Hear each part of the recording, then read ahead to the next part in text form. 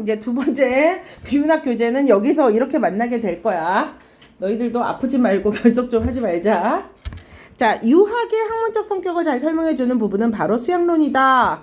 유학은, 자, 그래서 유학이란 말이 지금 벌써 몇 번이나 반복이 됐니? 유학, 이렇게 두 번 나왔지. 그러면 여기서 핵심어는 유학이기는 한데, 유학의 학문적 성격을 잘 설명해주는 부분은 바로 수학론이다 라고 얘기를 했어. 그러면 얘가 얘기하고 싶은 것은 배경은 유학인데, 그치? 말하고자 하는 배경은 유학인데 진짜 말하고자 하는 것은 유학의 수학론에 대해서 말하고 싶은 거지. 그러니까 이렇게 첫 번째 단락에서는 주로 핵심어, 이 글에서 말하고자 하는 바를 얘기하는 경우가 많아서 첫 번째 단락에는 핵심어를 빠르게 찾고 읽기.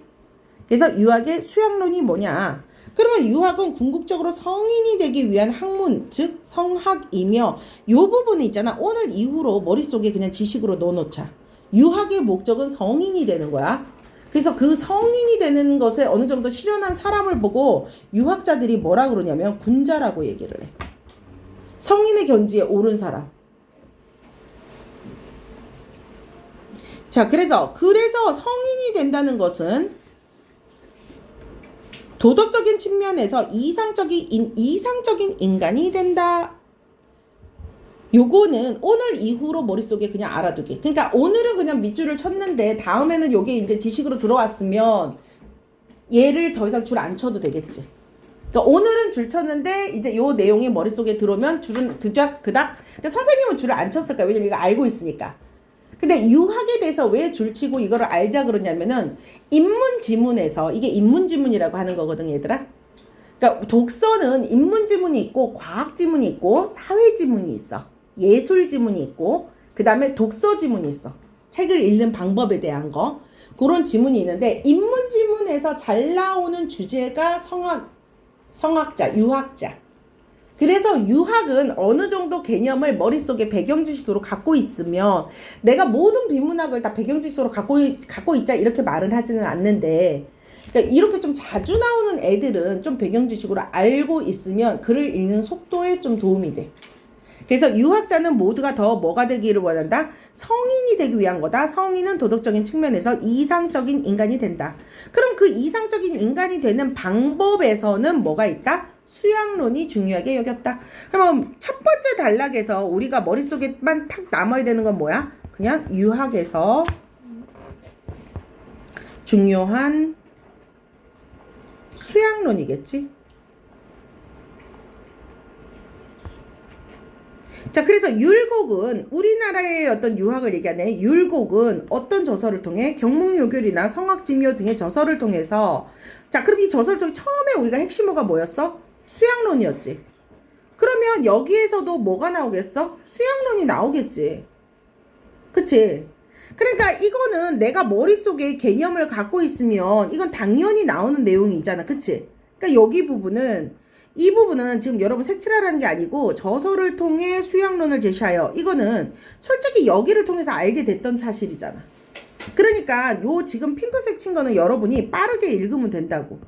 그러니까 글을 읽을 때 아무 생각 없이 그냥 글만 따라 읽고 그 다음에 문제에서 뭐 물어보지 이렇게 찾아서 읽으면 사고력을 동반한 글 읽기가 아니야. 그냥 글 따라 읽고 문제에서 맞는 답을 찾는데 급급한 그냥 읽기만 하고 있었어. 그럼 그냥 독해는 되는데 문제를 해결하는 응용력이나 문제를 이해하는 문해력이 커지지는 않아. 국어학원을 다니는 이유는 뭐냐면은 솔직히 말해서 국어 문제 풀어보고 답안지 보고 답안지 해설이 잘 나와있잖아. 우린 모국어 하자라서 답안지 보고 그냥 내용 보면은 누구나 다 시간도 천천히 두고 읽으면 이 지문 정도 이해하는 거 그렇게 어려운 거는 아니거든.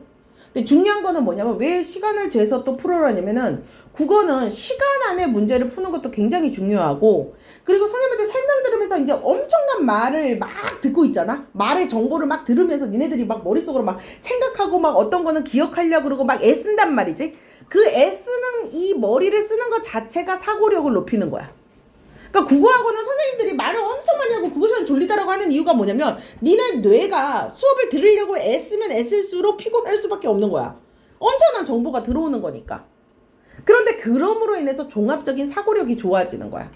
그러면 내 머리도 그냥 보는 게 아니라 기준을 잡았지. 수학론이지. 그러면 이의가 나왔지. 그럼 이의의 수학론은 뭐냐에 대한 부분을 줄치면 되는 거지. 이의가 말하는 수학론은 도대체 뭐냐? 어떻게 하면 되는 거냐? 이게 핵심이란 말이야. 그래서 그런 핵심을 찾는 게 종합적인 사고 능력, 독해 능력이야. 그러면 후학들에게 수학론을 제시해서 인생의 방향을, 그 인생의 방향은 성인이 되는 거겠지.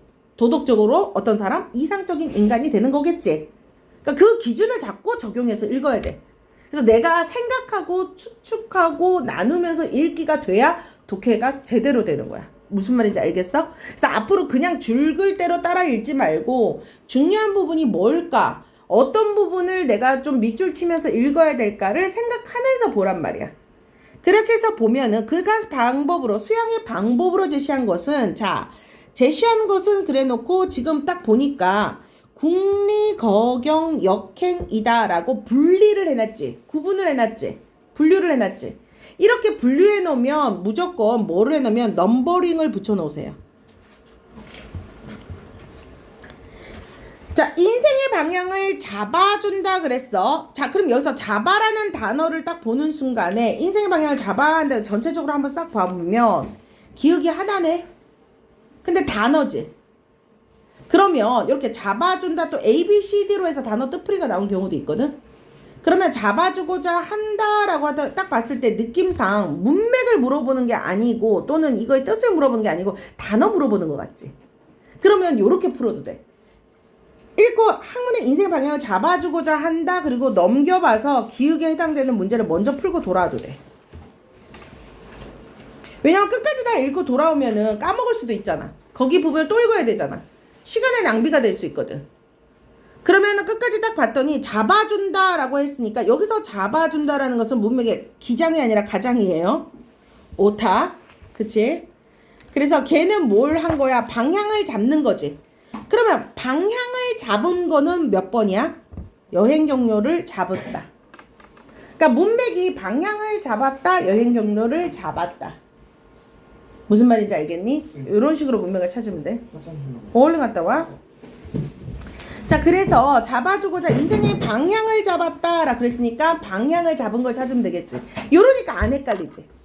나중에 문제 풀다가 이렇게 돌아오면은 헷갈릴 수도 있어. 그래서 이런 식으로 딱 봤을 때 내가 판단하는 거야. 예를 들어서 국리에 기억이 돼 있으면은 얘는 국리가 뭔가가 물어보는 문제가 나오겠지. 그러니까 얘는 조금 더 국리를 더 읽어봐야지만 풀 수 있는 문제지. 혹시 단어에 그렇게 쳐져 있으면. 그런데 지금 딱 보니까 얘는 그냥 단순한 단어 뜻풀이지. 그러면 바로 문제를 뒤로 넘어가고 문제 풀고 돌아와도 돼. 우리 국어 공부는 뭐와의 싸움이라고? 시간과의 싸움이라고. 자, 그러면 자, 오늘 또 중요한 얘기 또 하나 해줬어. 넘버링을 하는 거에 대해서 얘기를 해줬어. 국리, 거경, 역행이라고 넘버링을 한다고 그랬어. 자, 율곡은 모든 인간은 태어날 때부터 기질의 제약을 받는다고 보고, 자, 수양을 하면 무엇이 좋다? 자, 율곡이 진짜 말하고 싶은 것은 뭐야? 기질의 제약을 떨쳐내는 과정. 자, 그래서 기질의 제약을 떨쳐내고 바로잡는 것을 뭐라 그래? 교기질론이라고 표현을 했어.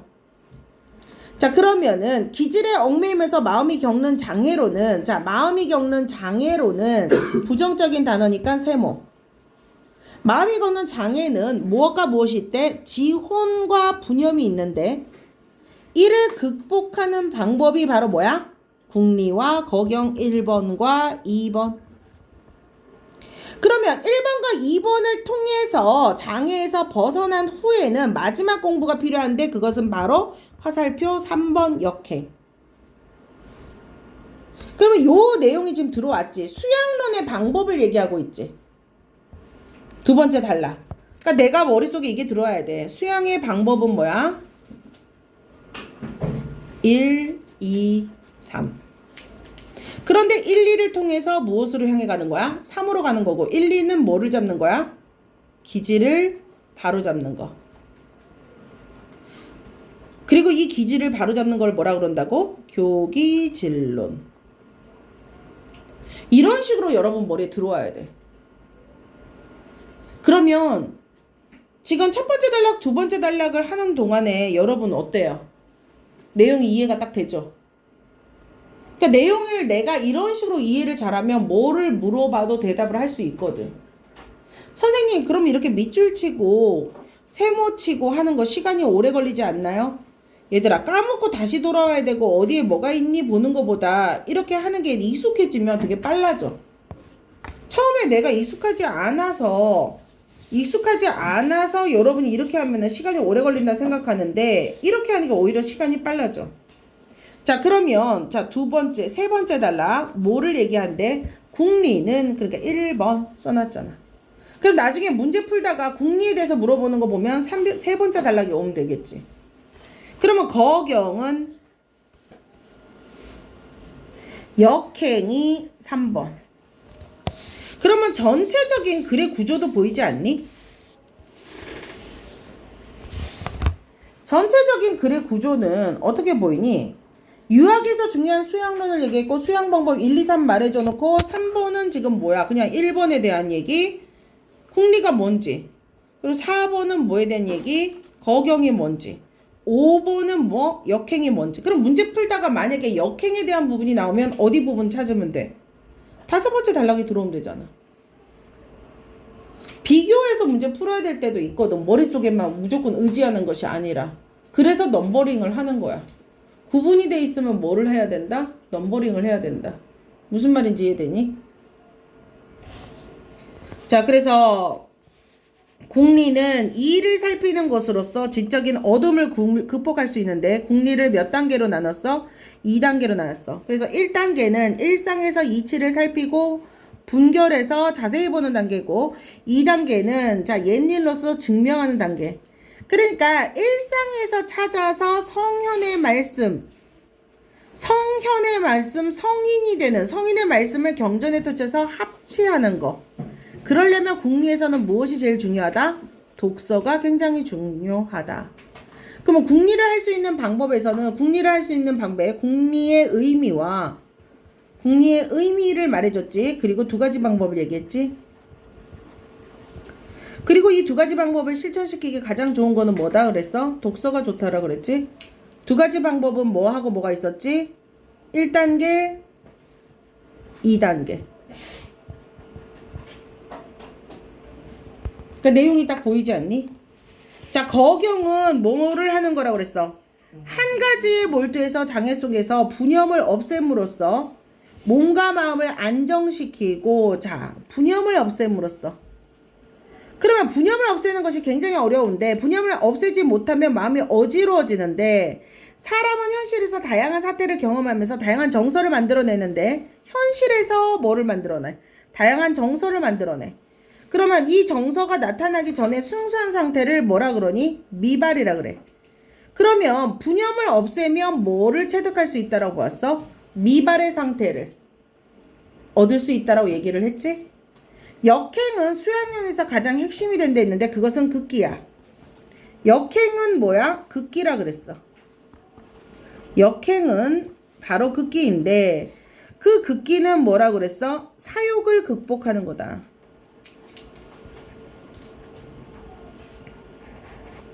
그는 사욕을 없애려면 반드시 몸과 마음을 다스려 도덕적인 법칙인 자 예를 준수해야 된다는 거. 그러니까 옛날에 성인 군자들은 어쨌니 청렴한 마음을 굉장히 중요시 여겼잖아. 그래서 예를 엄격하게 형식을 되게 지켰지.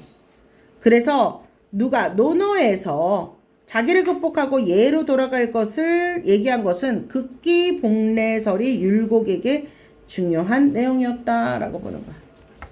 내용은 이렇게 들어오면 되는데 윗글에서 언급된 것이 아닌 것은 수양의 방법 당연히 나왔지. 교기진론이 뭔지가 아까 당연히 머릿속에 남지? 성인이 된다는 것은 도덕적으로 훌륭한 사람이 된다라고 얘기를 했었잖아. 그치? 수양론을 했을 때 사람들이 뭐라고 반응을 했는가는 없었죠. 너무 쉽죠. 내용이 잘 들어오니까 문제가 1초 만에 풀리잖아. 그러니까 잘 분석하면 문제 빨리 풀리거든. 잘 분석하고 여러분 손으로도 읽는 거야. 손으로 밑줄 치고 분리하고 구분해서 나눠서 읽다 보면은 손으로 지금 번호를 매겨서 하다 보면 머릿속에 많이 남거든. 그럼 오히려 문제 풀 때 더 빨리 풀려. 찾기도 좋고. 그러니까 수학만 손으로 푸는 게 아니라 국어도 손으로 풀어야 되는 거야. 손이 바빠야 되는 거야. 알겠어요? 그럼 국어 문제 풀으려라 그러면은 니네 나중에 한번 봐봐. 1등급 친구들은 연필을 들고 계속 공부를 하고 나중에 2학년 때 한번 옆에 있는 친구를 봐봐. 그리고 5등급 친구 한번 봐봐. 이러고 있을걸? 그러다가 나중에 이러고 있지. 손 딱 놓고. 근데 뻔히 딱 그래요. 그게 앞에 딱 보면은 그게 내가 손으로 보면서 한 번 더 인지하는 거거든. 자, 율곡의 수양론에 대해서 이해한 내용으로 적절하지 않는 것은 이라고 그랬는데 국리를 통해서 지적인 어두움에서 벗어날 수 있다.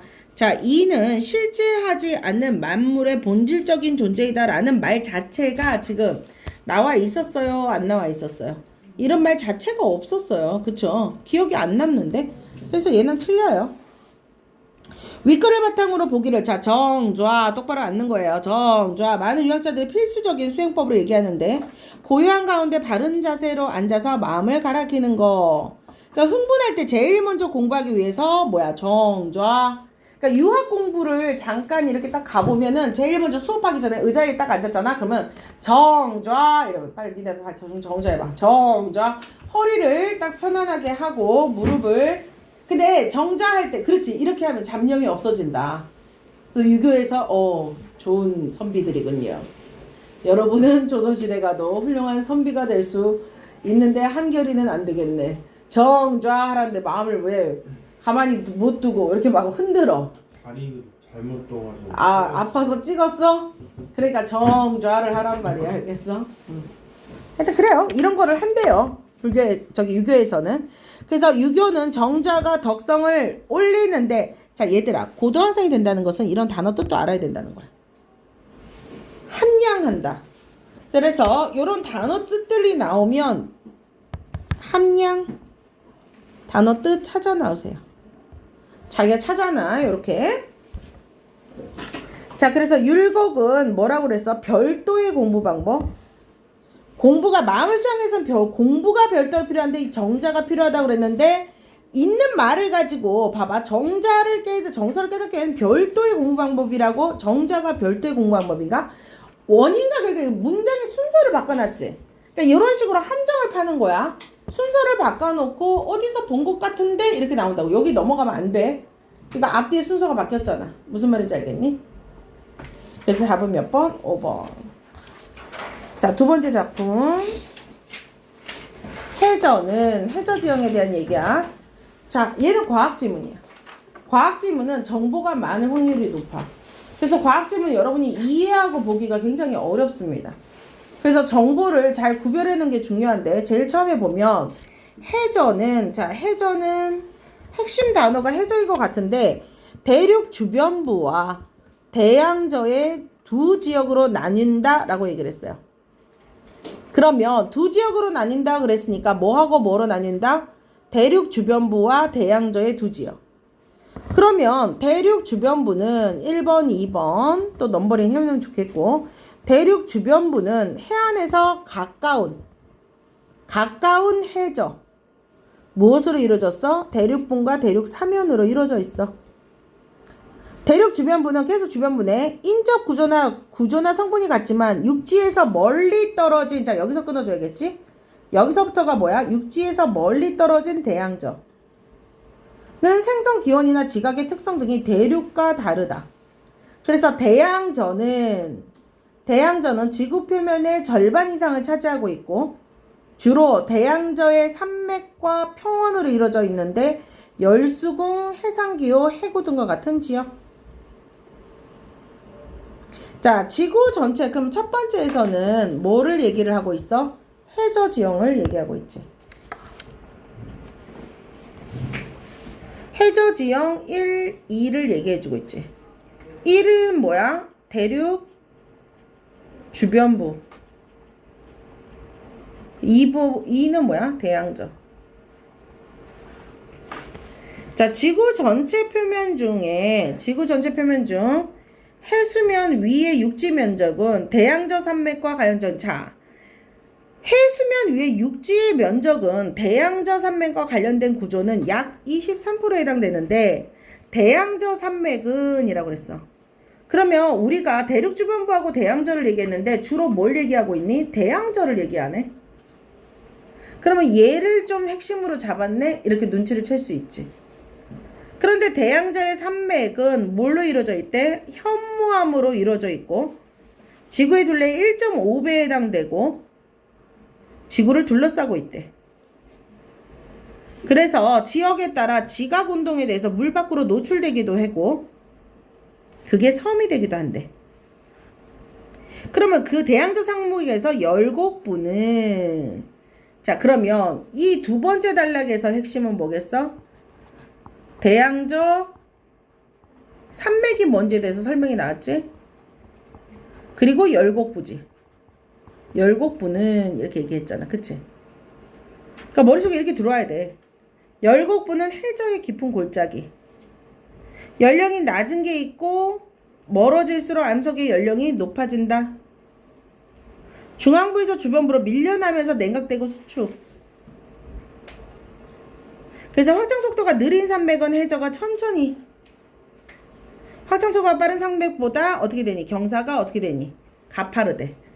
확장 속도가 느린 산맥은 확장 속도가 빠른 산맥보다 경사가 가파르대. 이런 특징. 자, 세 번째 단락에서는 뭐야? 또 대양저네. 그러니까 이거 대양저구나. 아까 전에 문맥 찾았잖아. 주변부보다 대양저에 대한 얘기가 많이 나오네. 그럼 대양저에는 뭐가 있대? 열수공. 그러면 세 번째 단락에는 뭘 얘기하고 있어?